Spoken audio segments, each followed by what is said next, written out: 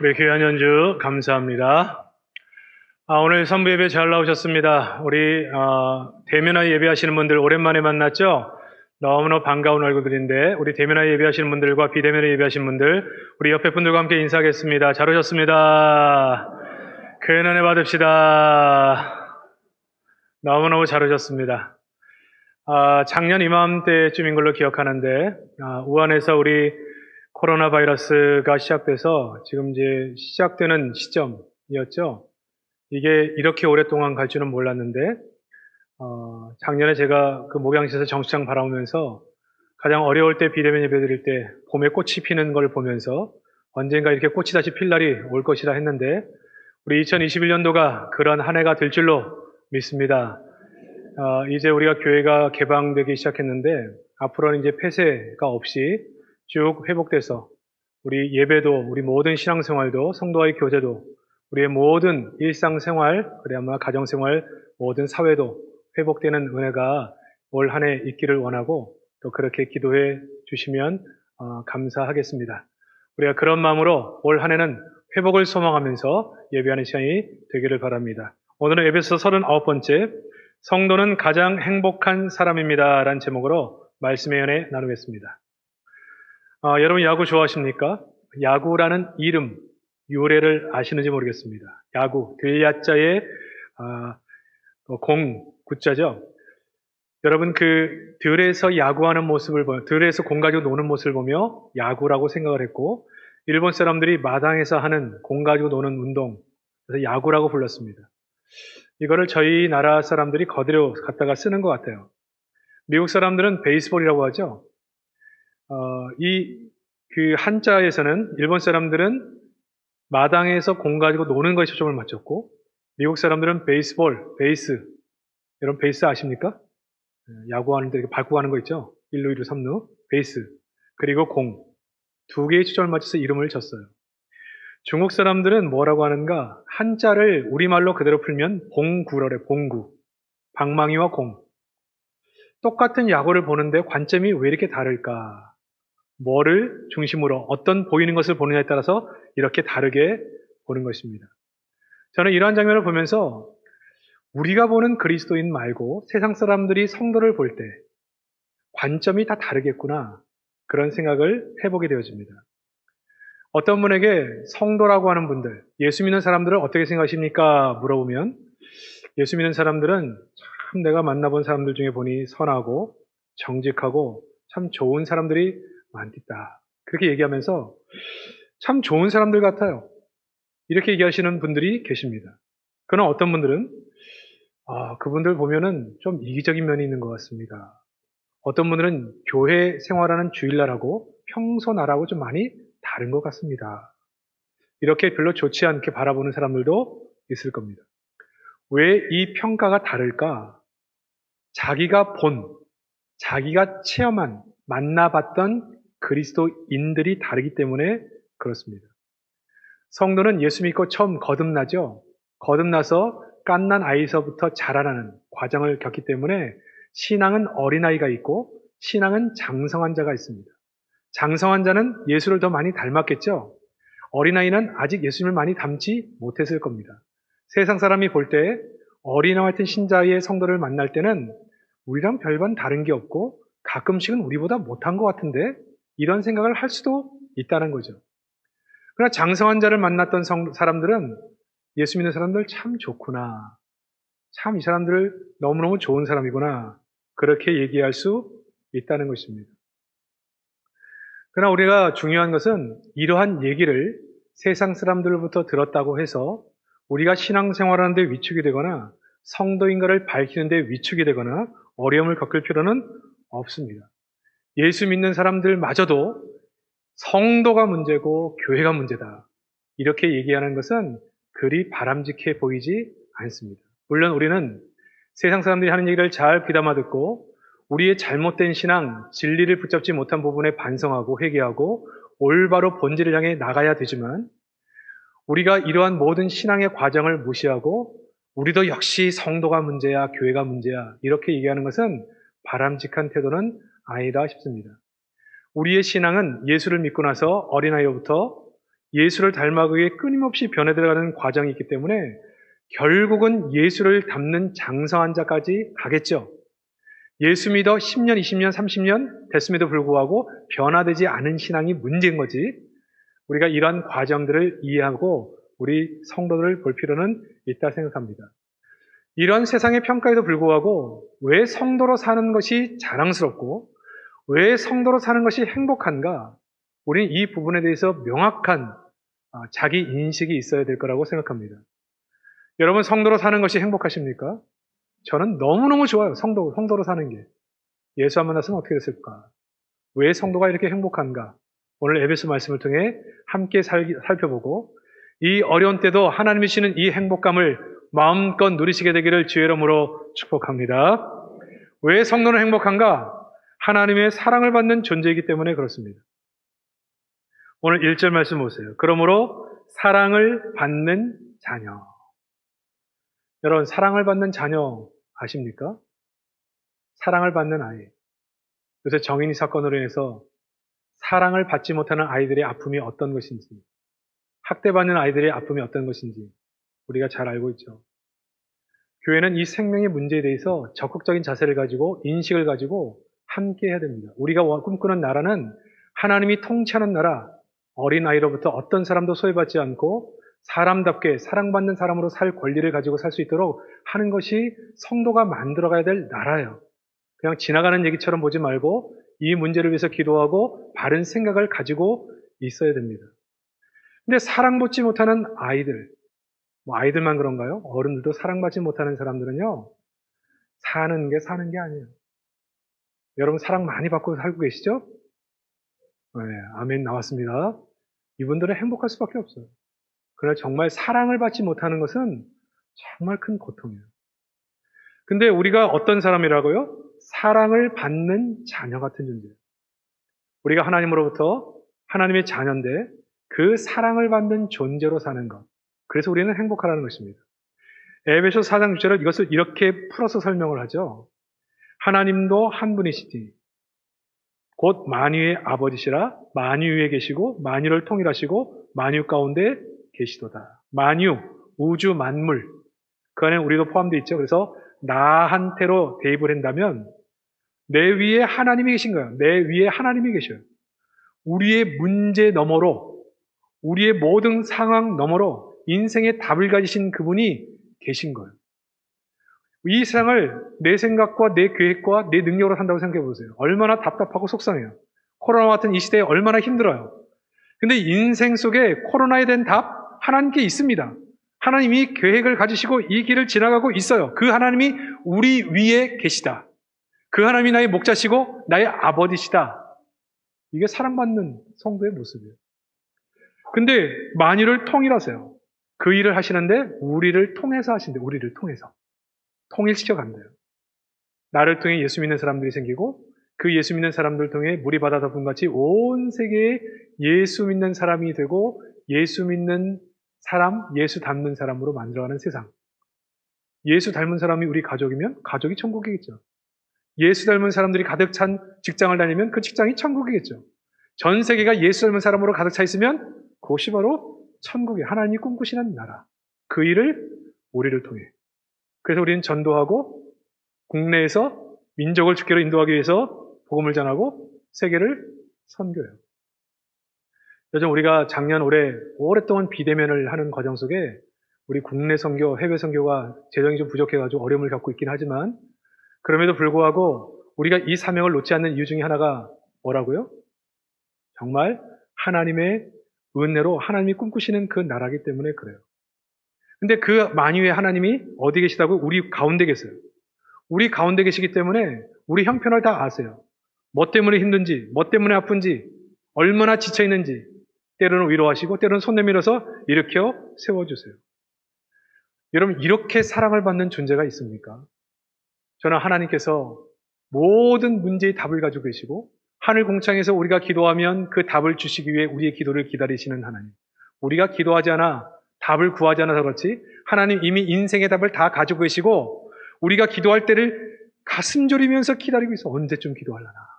언제쯤 네게 구하려나? 내가 지금 예? 저 자녀를 정말 가장 좋은 걸로 인도해야 되는데 언제 구하려나. 그냥 졸이는 마음으로. 그리고 기도가 시작되면 그냥 급한 마음으로 내려오셔서 응답을 주시는 그 하나님. 우주를 움직이시는 그 하나님이 이런 마음으로 우리를 사랑해 주고 계신다는 거예요. 근데 이 모든 하나님의 일들을 우리를 통해서 일하신다는 거예요. 그분에게 쓰임받는 기쁨, 그 사랑. 우리 안에 계셔서 우리의 모든 것을 다 아시고 위로하시고 힘주시는 그 하나님. 이러한 사랑을 받는 존재이기 때문에 우리는 행복할 수밖에 없다는 것입니다. 저는 예수 믿는 것을 생각해 볼 때마다 도대체 어떻게 내가 이런 사랑을 받고 사는가. 하나님의 자녀된 이 놀라운 권세가 얼마나 큰가를 늘 생각해요. 이거를 구약적으로 설명하면요. 야곱이 그의 눈으로 봤던 마하나임, 하나님의 군대의 그림과 똑같습니다. 창세기 32장에 그게 나오잖아요. 야곱이 삼촌 라반에게 쫓겨가고 그리고 형 에서가 이를 갈면서 자기를 기다리고 있는 그 속. 갈 데가 없어요. 정말 인생이 나그네 길, 어디로 가도 길이 없어요. 열린 길이 없어요. 그렇게 답답할 때 하나님이 눈을 열어서 자신을 보호하시는 하늘 군대를 보여주세요.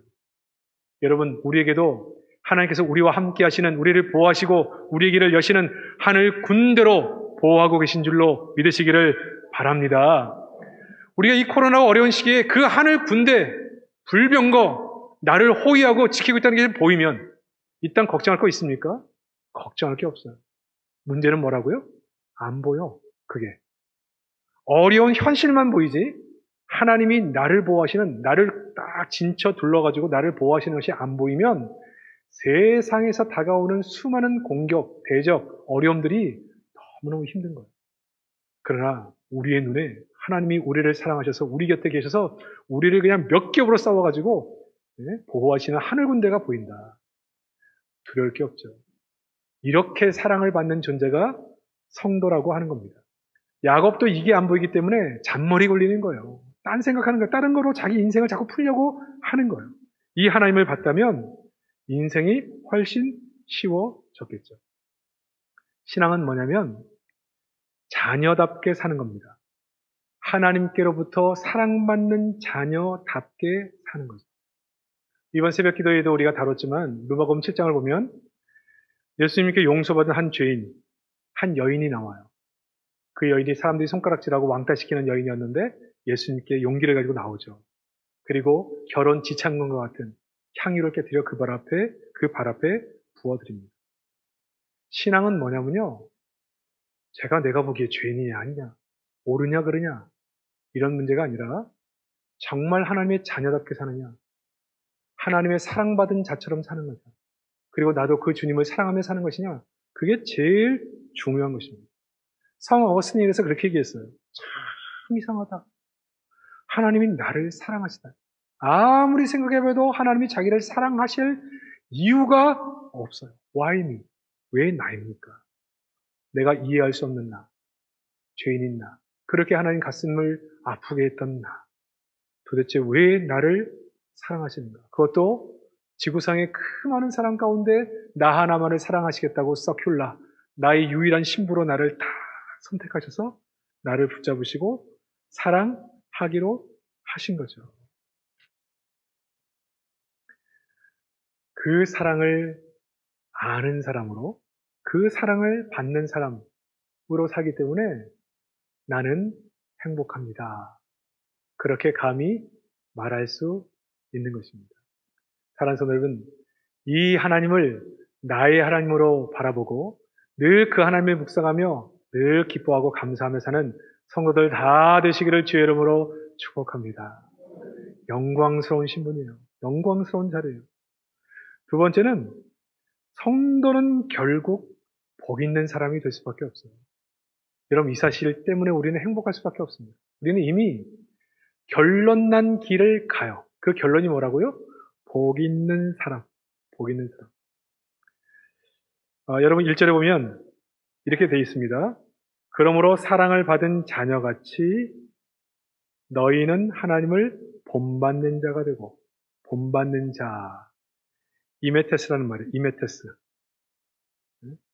어서 많이 들어본 말 같지 않습니까?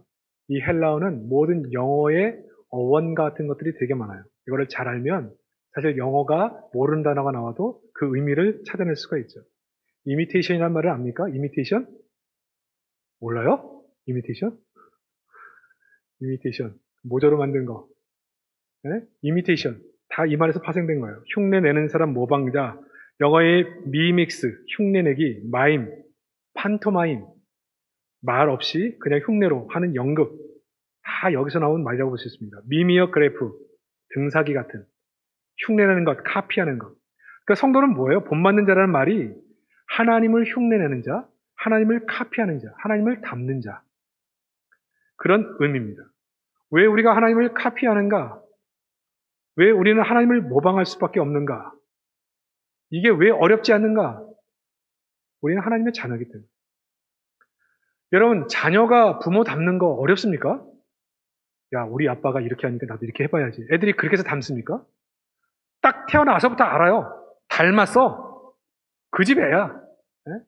저도 옛날에 아주 성도들이 많은 교회 사역한 적이 있었는데 수만 명의 성도가 있었어요. 근데 우리 아이를 몰라도요. 우리 아이들을 보면 내가 보인대요. 얼굴에. 우리 아들과 딸은 저를 많이 닮았어요. 아들만 많이 닮으면 좋은데 딸도 많이 닮았어. 하여튼 어쨌든 간에 성도들의 말에 의하면 걸음걸이조차도 닮았대요. 저한테 와서 어떻게 그렇게 닮았습니까? 왜 닮았겠어요? 아니, 아버지가 닮았죠. 부모니까 닮았죠. 여러분, 우리 하나님 닮는 것이 어렵습니까? 막 우리가 노력해야 됩니까?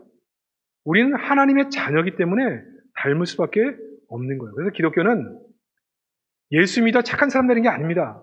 착하게 살지 않는다고 정죄받는 것이 아닙니다. 예수 믿어 아버지와 바른 관계를 맺는 것이 신앙이에요. 예수 믿어 착한 사람이 되는 게 아니에요. 예수 믿어 하나님과 바른 관계를 맺는 거. 하나님과 바른 관계, 아버지의 관계를 맺는 거예요. 그 관계를 맺다 보니까 결과로 아버지를 닮고 선한 사람이 된 거죠. 부모기 때문에 닮는 거죠. 근데 그 부모가요, 우리 세상의 부모는 좀 이상한 부모도 있잖아요. 네? 사랑 안 주는 부모도 있잖아요. 학대하는 부모들도 있을 수 있잖아요. 그러나 우리 하나님은 완전한 하나님, 완벽하게 자기 독생자까지 내어주실 만큼 전 세계에 나 하나만을 사랑하기로 작정하신 분처럼 나를 사랑하신 분이에요. 내가 하나님의 자녀고 그분이 나를 이렇게까지 사랑하는데 그분을 사랑하는 게 어렵습니까? 이건 뭐 누워서 떡 먹기죠. 하나님을 닮는 게 어려운 문제가 아니에요. 아버지기 때문에 닮는 거죠. 아버지기 때문에. 그러니까 우리는 그분을 닮아 가는 것입니다. 하나님 아버지를 닮는 것. 근데 이것은 너무나 지극히 당연한 과정인데 이렇게 우리가 하나님을 닮은 것을 보면 하나님께서 영광을 받으신다라고 하는 것입니다.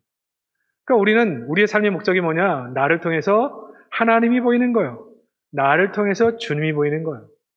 나를 통해서 나의 부모의 모습이 보이는 거예요. 그러니까 많은 사람들이 나를 볼 때마다 당신을 보면 예수님이 보인다. 그럼 여러분들이 꼭 들으셔야 될 얘기가 뭐라고요? 장례식 때 여러분의 자녀들이 둘러앉아 있을 때 여러분 자녀들이 여러분의 임종을 앞에 두고 그렇게 얘기해야 됩니다. 우리 아버지는 참 예수님을 많이 닮으신 분이었습니다. 우리 어머니는 참 예수님을 많이 닮으신 분이었습니다. 지금도 아버지를 생각하면, 어머니를 생각하면 예수님 참 많이 닮은 그분이 생각납니다. 네? 근데 여러분, 이게 아버지 생각하면 술 먹고 들어와가지고 두들겨 패고 앉아서 이 얘기 저 얘기 끝까지 붙잡아 놓고 듣기 싫은 얘기 계속하고 그런 얘기만 남는다. 불행이죠. 불행이죠. 여러분, 우리가 교인들과 있다가 우리가 먼저 죽으면 우리 교인들이 우리를 장례 치러줄 텐데 장례식장에 모인 그분들이 나에 대해서 그렇게 얘기되지 않습니까? 그 장로님, 그 권사님, 그 집사님, 그 성도님 참 예수님을 많이 닮으신 분이었는데 참 너무너무 아쉽습니다. 그러면 뭐 우리가 부모로서도 성도로서도 성공한 거 아니에요? 우리가 부모 닮았다는 얘기 들으면 성공한 거예요. 성공한 거. 근데 왜 이게 어렵지 않다고요?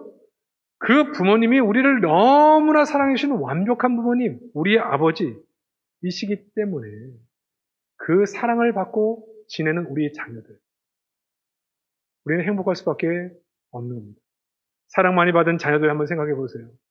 그 얼굴에 구김이 없습니다. 어둠이 없습니다. 여러분 학대받는 아이들 얼굴 보세요. 그 얼굴이요. 아이지만 정말 고통 가운데 있는 찌든 어른들보다 표정이 더 못합니다. 얼굴이 새카매가지고요. 정말 보기가 정말 민망할 정도의 얼굴을 하고 있어요. 그러나 사랑받는 아이들 보세요. 얼굴이 해가 치빛나요. 우리가 왜 행복하다고요? 이 사랑을 우리 하나님께로부터 완벽하게 받기 때문에. 세상에 부모, 형제, 자녀 완벽한 사랑을 받지 못했다 하더라도 우리 성도는 완벽한 사랑을 받고 살고 있습니다. 그러므로 우리는 가장 행복한 사람이고, 그리고 그 행복감을 가지고 사는 것도 감사한데 우리는 결국 복이 있는 사람, 예수님 닮은 사람으로 만들어져서 예수님의 능력을 내 능력으로 살고, 예수님의 성품을 내 성품으로, 예수님의 비전을 내 비전으로, 예수님이 가지신 능력을 내 능력으로 쓸 수 있도록 만드시겠다는 거예요. 그러니까 우리는 세월이 지나면 지날수록 점점 복 있는 사람으로 변해갈 거예요. 여러분, 이렇게 인생이 보장된 인생이 어디 있어요? 앞으로 우리 인생이 점점 나아질 거다 하는 것을 보고 사는 인생이 뭐가 힘들겠어요? 지금 힘든 게 고통입니까? 앞으로 점점 잘 될 건데? 그러니까 신앙을 알면 할수록, 신앙생활을 알면 할수록 우리가 얼마나 행복한 존재인가를 아는 거예요. 우리가 믿는 건 뭡니까? 우린 세월 지나면 점점점 예수님 닮아갈 거예요. 흰머리 많아지고, 온몸이 힘 없어지고 노인이 돼서 허리가 구부정해져도 우리는 정말 예수님을 점점 더 닮아가다가 어느 순간 기력이 다하여 이 땅을 떠나면 주님과 함께 만나는 영원한 인생의 전성기가 다가올 것을 믿고 사는 사람. 그 생각만 해도 그냥 얼마나 감사한지, 얼마나 좋은지. 그러므로 우리 성도들은 정말 행복하죠. 오늘보다 나은 내일이 있다는 것만 해도 감사한데 그냥 보증, 성령의 보증 도장까지 찍혔어요. 그렇게 내가 아니라 하나님이 이렇게 만드신다는 거예요. 2021년도에 올해죠. 코로나뿐만 아니라 모든 삶에 이런 회복이 있을 뿐 아니라 하나님이 계획하신 것처럼 더욱더 복 있는 인생이 돼서 주님처럼 사는 한 해가 되시기를 주의 이름으로 축복합니다. 그래서 우리는 정말 행복한 인생인 것이죠. 근데 우리 하나님은 이렇게 살아가는 인생을 말했음에도 불구하고 또 우리의 삶의 목적지인 예수님 닮은 삶을 위해서 이 땅에 모델로 예수님까지 보내주셨어요. 사랑이 얼마나 그냥 크고 놀라운지. 예수께서 너희를 사랑하신 것 같이, 어떻게 살아가는 것이 정말 사랑인지 모를까봐 예수님의 사랑을 우리 가운데 보여주셔서 예수님이 사랑하신 것 같이 너희도 사랑하라. 이렇게 우리에게 말씀하신 거죠. 어떤 사람을 사랑했다고요? 에베소 2장 1절 3절에 보면 사랑받을 것이 전혀 없는 본질상 진노의 자식이고 죄인일 뿐인데도 불구하고 우리를 사랑하기로 결정하셨어요. 어떻게 사랑하셨습니까? 우리를 위하여 자기를 버리사. 2절에 이렇게 얘기하죠. 우리를 위해 자기를 버리사. 희생제물이 되셨어요. 여러분 구약의 제사를 보면 희생제물이 있고 여기 오늘 보니까 향기로운 제물인데 둘 다 똑같은 말입니다. 구약의 제사를 좀 이해하셔야 이해하시는 말씀이기 때문에 설명을 해드리면 구약의 이 제사장들이 짐승을 잡아오면 안수하는 것까지는 아시죠? 그래서 내 죄와 너의 죄가 일반인데 우리의 모든 죄를 대신해서 그 짐승을 잡습니다. 피를 흘리면 그 피를 가지고 앞에 들어가서 그 피를 뿌려드려요. 그것을 속죄하는 겁니다. 그리고 잡은 짐승은 마당으로 가져나가서 태워서 연기를 내서 올려드려요. 이것을 하나님이 어떻게 받으시느냐?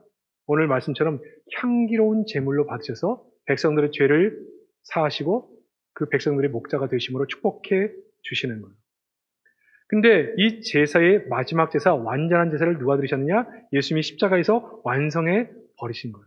그래서 향기로운 제물, 희생 제물이라는 의미를 예수님을 통해서 오늘 쓴 겁니다. 구약의 개념으로 예수님을 설명한 것이죠.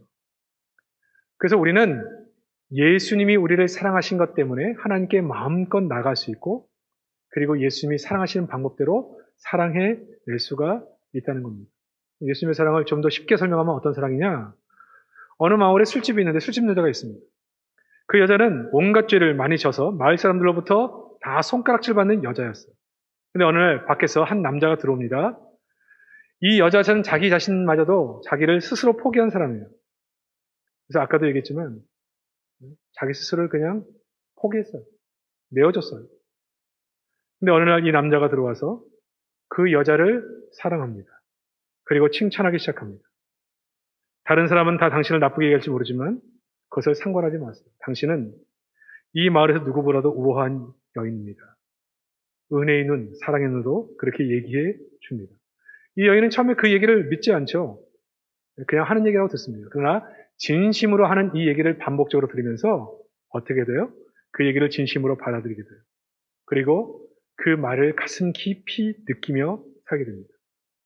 근데 어느 날 보니까 그 여인이요, 정말 이전에 누구였는지를 알아볼 수 없을 정도로 아주 우아하고 정숙한 여인이 되어버린 겁니다.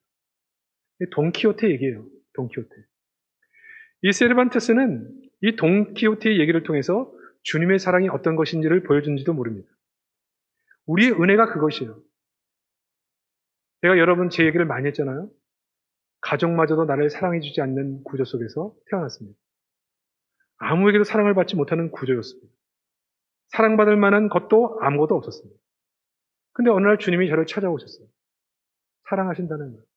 사랑을 받지 못한 사람은 남의 사랑을 잘 받지 못합니다. 그래서 그 사랑을 믿지 않죠. 근데 끊임없이 다가오시고 반복적으로 얘기하시고 내가 너를 사랑한다. 너는 정말 존귀한 존재다. 정말 귀한 존재라는 사실을 계속 반복적으로 얘기합니다. 그리고 어느 순간 은혜를 받아요. 예수님의 그 십자가의 은혜, 그 사랑을 받아들이게 되죠. 그리고 나서는요, 내 자신이 변하는 거예요. 내 자신이 나도 나를 사랑하지 않았는데 내 자신을 그리스도의 마음으로 바라보게 되고 나를 사랑하게 됩니다. 여러분, 자기 스스로가 자기를 사랑하면요, 다른 사람들도 나를 존중합니다. 여러분, 이 원리를 잘 아셔야 돼요. 다른 사람이 함부로 하잖아요, 나를. 그거를 허용하기 시작하면 다른 사람은 계속 나를 함부로 합니다. 함부로 말하고 함부로 행동하는데, 에휴, 뭐 내 팔자가 그렇지 뭐. 나 원래 그런 여자잖아. 내 인생이 그런 인생이지 뭐. 이렇게 받아들이시면 많은 사람이 내 인생을 함부로 합니다. 함부로 대합니다. 근데 어느 순간 하나님의 은혜를 통해서 내 가치를 깨닫게 해지고요. 야, 내가 이러한 사람이 아니구나. 내가 이렇게 함부로 대할 존재가 아니구나. 정말 하나님의 은혜로 전 세계 많은 사람 가운데 나 하나를 사랑하시기 위해서 선택하여 찍으시고 나를 자기의 신부, 오직 나만을 바라보겠다고 얘기하시고 나한테 모든 것을 주시겠다고 하시는 그 사랑을 받은 존재구나. 이 사랑을 가지고 나를 보기 시작할 때부터 나를 함부로 내어주지 않아. 여러분, 그것이 내 삶의 정착이 되잖아요. 사람들이 나를 함부로 하지 않습니다. 이게 굉장히 중요한 변화예요. 지난주에 다뤘던 것처럼 많은 사람은 죄인과 죄인 사이에 같이 지내오며 자라면서 상처를 주고받고 삽니다. 듣지 말아야 될 말도 많이 들었고요. 상처도 많이 받고 살아요. 그래서 속에 한이 쌓이죠. 이 한이 어떤 사람은 분노로 폭발해요. 그래서 싸움하면 그냥 야, 저 사람이 정말 저런 사람인가? 어떻게 저렇게 사람이 바뀔 수가 있나? 미친 사람처럼 싸우는 거예요. 이렇게 폭발해버리는 거로 나타나든지 어떤 사람은 그 분노를 속으로 끌어들어가서 다른 사람이 내가 이런 사람이라고 생각하면 안 되지 하면서 참아. 이 참고 한 많은 것이 참아지면요, 이 사람은 아주 부정적인 사람이 됩니다. 모든 바라보는 게 부정적이에요. 좋은 게 있어서 좋은 거 안 봅니다. 그냥 매사에 삐딱하게 부정적인만 봐요. 부정적인 얘기만 해요. 그러니까 사람들 모이면 사람들 비난만 하고 그래요. 뒷얘기하고. 왜 그런 줄 아세요? 내 안에 쌓인 게 많아. 근데 폭발시키지는 못하고 그냥 뒤에서 수근거리는 것으로 푸는 거예요. 인생이 이런 인생이란 말이에요. 그런데 성도도 이렇게 살아갈 때가 많다고 그랬죠? 그런데 이런 인생이 어느 날 감당치 못하는 주님의 사랑을 받은 거예요. 이런 나를, 사람들마저도 나를 이렇게 취급했는데, 가족마저도 나를 사랑해주지 않았는데, 주님이 나를 사랑해주기 위해서 나를 다가오신 거예요. 나를 안아주신 거예요. 그리고 네가 얼마나 소중한 존재인가를 네가 한번 봐. 나에게 알려주신 거예요. 그때 비로소 우리는 뭘 하게 된다고요? 내 자신을 사랑하게 돼요. 아, 내가 소중한 인생이구나. 그러니까 그 소중한 인생이 되면서부터 우리의 말과 행동이 바뀌면서 어느 날 그렇게 천하게 살던 한 여자가 우한 여자로 바뀐 것처럼 우리도 예수님을 닮은, 우리 부모를 닮은 사람처럼 그렇게 점점 변해가는 거예요. 어느 순간부터 표정과 자세가 고상해지고 말투가 고상해지고 태도가 고상해집니다. 옛날엔 그런 모습이 아니었는데 위험이 느껴질 만큼 그렇게 고상한 인생으로 바뀐 모습이 되는 거죠. 주님이 우리를 이렇게 사랑하신 것 같이 너희도 사랑하라는 거예요. 사랑하는 여러분, 우리는 이 사랑을 받았습니다. 여러분 정말 이 사랑만 생각하면 얼마나 감격스러운지요. 그러니까 이 사랑을 아는 사람들이 사랑하며 살 수가 있는 거예요. 그래서 여러분 2절에 보세요. 그리스도께서 너희를 사랑하신 것 같이 너희도 사랑 가운데서, 이거 밑줄을 쫙 꺼놔야 돼요. 사랑 가운데서 행하라. 사랑하라가 아닙니다. 사랑할 수가 없는데 의지적으로 이를 악물고 사랑해야 된다. 그게 아닙니다. 어떻게 하라는 거예요? 사랑 가운데서. 누구의 사랑? 주님께 받은 그 사랑 가운데서. 흘러넘치는 사랑이 내게서 흘러가도록. 그러니까 여러분 왜 우리가 성도로서 사랑하며 사는 것이 어렵지 않냐면 주님의 사랑 가운데 있기 때문에 이 사랑을 알기 위해 예배하는 것이고 이 사랑을 알기 위해 기도의 자리로 나가는 것이고 이 사랑을 알기 위해 묵상하는 것이고 이 사랑을 알려고 더 배우는 것이에요. 이 하나님의 사랑 깊숙이 들어가서 그 사랑을 경험하고 그 사랑을 체험하는 그 사랑 가운데서 내 안에서 내가 참 소중한 존재인 것을 알게 되고 그 사랑에 감격해서 누군가를 사랑하게 된다는 거죠. 자기의 존재 가치를 깨닫고 나서.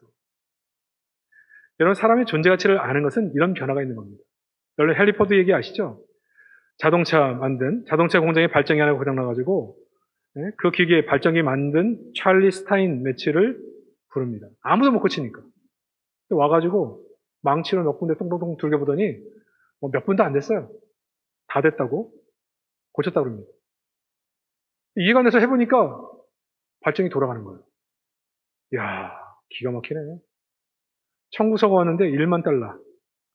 지금 1만 달러도 1,100만 원 정도 되는 거 아니에요? 여러분 집에 뭐 술이 막혔는데 들어와가지고 여기 한번 뚝 여기 한번 두들겨 보더니 다 됐습니다. 고 가면 돈 주겠어요? 네? 근데 청구서 왔는데 1,000만 원 내래, 1,000만 원. 돈 줘요, 안 줘요? 내 돈 아니라고 지금 얘기 안 하는데 여러분 개인 같은 돈 안 줍니다, 이거. 그래서 포드가 얘기했습니다. 뭔 비용이 이렇게 많이 나오냐? 지금으로 말하면 이건 엄청난 더 큰 돈이에요. 청구서에 뭐라고 써있느냐? 공임. 가서 한 게 없으니까 몇 분 동안 공임 10달러. 지금으로 말하면 11,000원. 어디를 두들겨야 고장난 데를 알아낸 것 9,900달러. 헨리 포드가 이 얘기를 딱 듣고 나서 이해가 되는 거예요. 그래서 그 금액을 지불합니다. 뭘 인정했다는 거예요? 그 사람의 가치예요, 가치. 그 사람이 한번 방문하면 1,000만 원을 줘야 될 가치 있는 사람이라는 걸 안 거예요. 기술자라는 걸 안 거예요. 왜?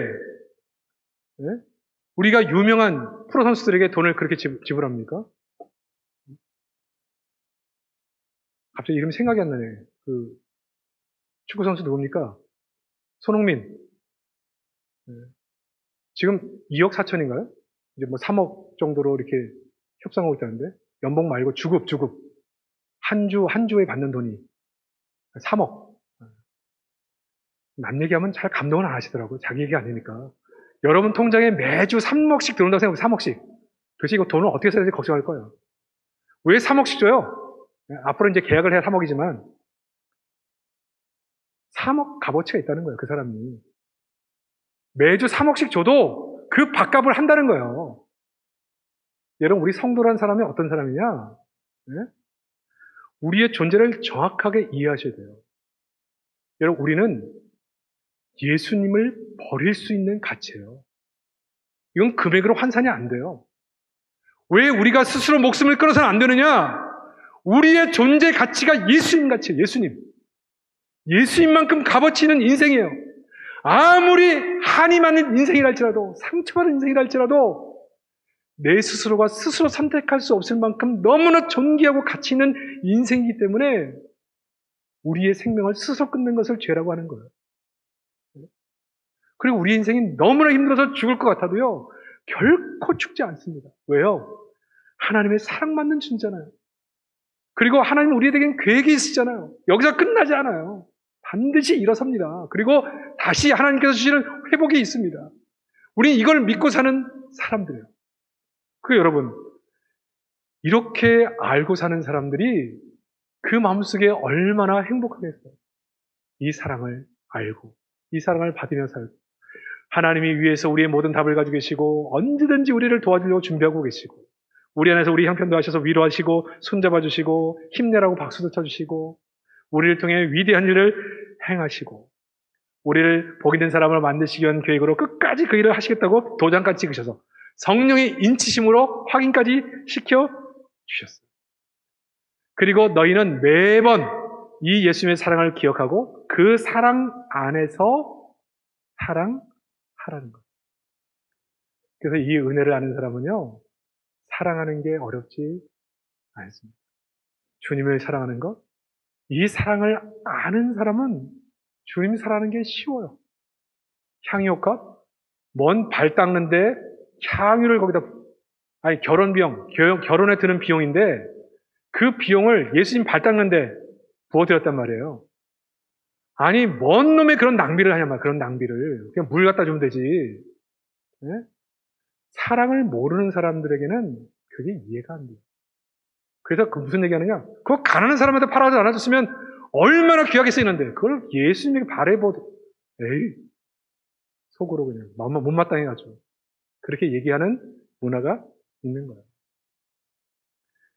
근데 주님께 사랑을 받은 사람은요, 아무도 자기를 사람 취급해주지 않았는데 자신을 사랑함으로 자기를 용납해준 그 사랑을 받은 자는 자신의 모든 것을 내어주어도 아깝지 않는 사랑의 마음이 나오는 것이고, 그래서 주님을 찾아가는 것도 어렵지 않았고 주님께 옥합을 깨뜨려서 그 발에 향유를 붓는 것도 힘들지 않아요. 왜? 사랑하니까. 성도는 그러므로 그 주님을 더욱더 사랑해야 돼요. 2021년도에 우리 주님을 더 많이 사랑하시는 한 해가 되시기를 주의 이름으로 축복합니다. 하나님만 이렇게 사랑하는 것이 아니라 사람들을 사랑하세요. 여러분, 사랑하기에 우리의 시간이 많지 않습니다. 제가 지난번에 어떤 설교할 때도 그런 말씀 드렸는데 시간 별로 없어요. 작년에 제가 이 카렌더 보면서 얘기했잖아요. 거기에 버젓이 건강한 모습으로 사진 찍혔던 분들인데 제가 작년 카렌더를 정리하고 새로운 카렌더를 달면서 보니까 작년에 갑작스럽게 우리 곁을 떠나신 분들이 그 사진 속에 너무 많아요. 아셨을까? 작년 그맘때 가실 거를 알고 계셨을까? 올해 아니면 내년 사랑하지 뭐. 여러분, 우리 가족들 기다려주는 게 아닙니다. 사랑할 때가 있습니다. 우리에게 시간을 주신 때가 있습니다. 아유, 내 마음속에 사랑의 마음이 있지. 그거 꼭 말로 해야 되나? 아니요. 사랑을 표현할 때가 있습니다. 마음껏 사랑해 주세요. 표현해 주세요. 여러분 성도들, 여러분 언제든지 내 마음속에 있는 것 사랑을 표현할 때가 있을 거라고 생각하시죠? 사랑을 주고받을 그 기회가 내 마음엔 그게 너무 많아서 기회가 있으면 한번 사랑을 표현하고 싶은 마음이 있었는데 여러분 그 표현을 평생 못할 수도 있어요. 그게 우리 유한한 인생의 모습이에요. 왜 하나님 우리에게 생명을 좀 더 연장해 주셨느냐? 주님이 우리를 사랑하신 것처럼 사랑하라. 내 눈에 보이는 모든 사람들을 그렇게 사랑하고 사랑을 표현하며 사는 거예요. 저희 교회 코로나 지나면서 우리가 기회 있을 때마다 우리도 여전히 어렵지만 이웃을 사랑하는 그 이유가 사랑을 해야 될 때가 있어요. 코로나로 어려울 때. 그래서 작년에 이웃사랑 헌금 얘기했고 우리 성도들이 어려운 중에서 얼마나 많이 동참하셨는지 몰라요. 그래서 우리가 전체 연합해가지고 이 온누리 상품권을 만들어서 이 구청과 각 동사무소와 함께 정말 어려운 사람 명단을 다 가지고 있는데 그 명단 하에서 가장 어려운 사람에게 지급될 수 있도록. 근데 기독교 이름으로, 교회 이름으로, 성도의 이름으로 이 지역사회가 자신들을 돌아보는 역할을 감당하셨습니다. 상권도 살리고 어려운 사람들도 도움받고. 저희 교회는 이 구청, 그다음에 동사무소 자주 찾아가서 여러 가지 많은 돕는 일이 있기 때문에 저희 교회를 너무너무 좋아합니다. 재난은 이 재난을 지날 때 어떤 자세로 지나냐에 따라서 이후에 완전히 망할 수도 있고 이후에 흥할 수도 있습니다. 여러분, 이 재난이 지난 후에 저희 교회를 사람들이 어떻게 인식하는지는 여러분 우리가 어떻게 그 코로나 시대에 살았는지를 말해 주는 겁니다. 왜 사랑해야 되느냐? 언제든지 기회가 있는 게 아니기 때문에 우리는 사랑하는 겁니다. 드리는 겁니다. 나누는 겁니다. 베푸는 겁니다. 사랑하는 성도 여러분, 올 한 해 우리가 살아있다는 이유는 아직도 사랑해야 될 사람이 있기 때문에 더욱 주님을 사랑해야 되기 때문에 주신 줄 믿고 더 많이 사랑하는 한 해 되시기를 주의 이름으로 축복합니다.